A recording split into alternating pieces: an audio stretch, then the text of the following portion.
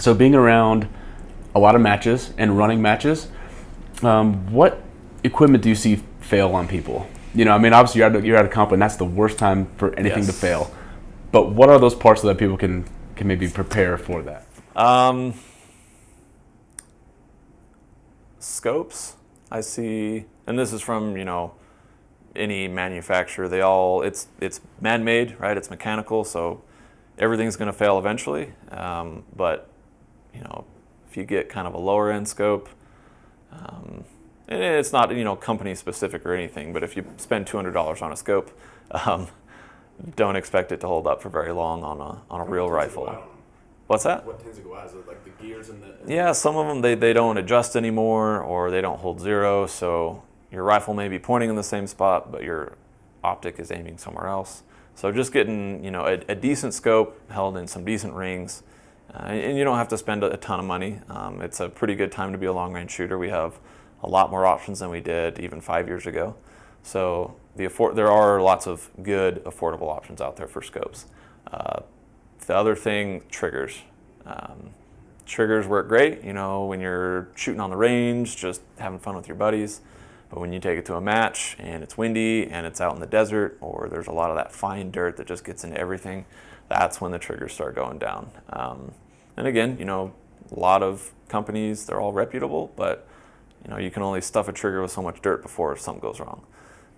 One trigger that has impressed me so far is the TriggerTech triggers. I don't have any experience with it right now. I have one ordered right now, so I'm waiting for it. But I've seen, just from watching matches and people that are actively using them in a lot of these competitions, I won't say that they'll never go down, but I can't say that I have seen one go down yet. And those are in some pretty dusty matches. So, whatever technology that they're using seems to be working pretty good. And but if you don't, I mean, other triggers work fine too. But if you're shooting in a match that's really dusty, just try to keep the rifle covered with some rags, or some companies make some scope and action covers that you can wrap around the rifle that also kind of double as a little carrying handle that you can move the rifle around with. So just try and keep everything clean the best you can.